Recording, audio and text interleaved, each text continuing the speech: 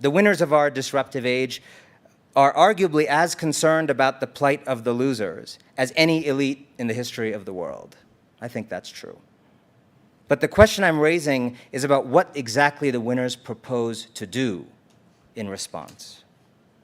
And I believe the winners' response, certainly not always, but still too often, is to soften the blows of the system, but to preserve the system at any cost. This response is problematic.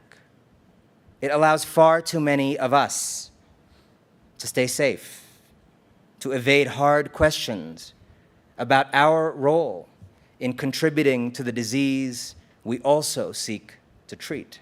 The winners have benefited in the last few decades from a massive reconcentration of wealth by the upper echelons of society globally. The rich didn't suddenly get better at algebra. The world economy changed, yes, and as it did, the rich fought for policies that helped them stack up, protect, and bequeath the money. This hoarding does not merely correlate with the have-nots' struggles.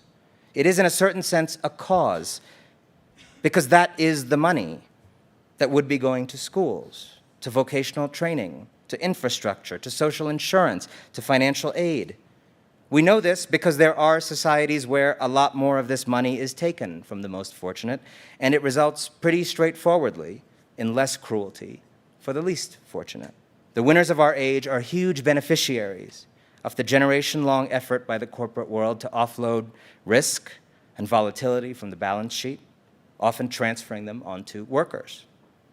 The growing rationalization of the business world in recent decades, abetted by the development of management as a science, led to greater focus, increased efficiencies, rising valuations, and bitter realities for many, many workers. The winners of our age have benefited hugely from their institutions' growing remoteness from any community.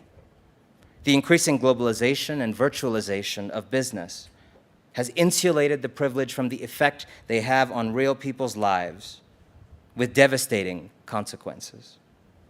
In the old days, if a company CEO suddenly dumped the defined benefits pension plan, you knew who to go see to complain.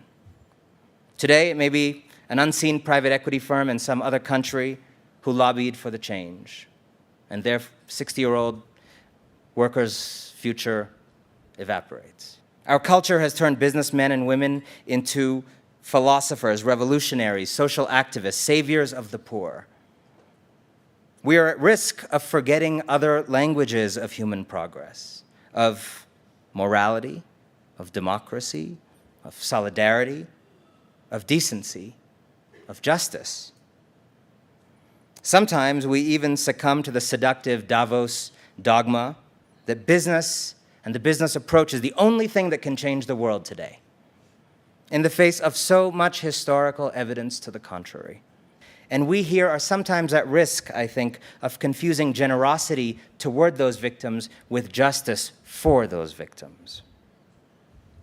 Generosity is a win-win, but justice often is not. The winners of our age don't enjoy the idea that some of them might actually have to lose a little bit, to sacrifice for justice to be done. We talk a lot here about giving more. We don't talk about taking less. We talk a lot here about what we should be doing more of. We don't talk about what we should be doing less of. Ask yourself, does the world need more food companies donating playgrounds to fat kids, or rather reformed food companies that don't profit from fattening kids? Does the world need more Chinese tycoons engaging in philanthropy in China, or rather more honest and less corrupt Chinese tycoons?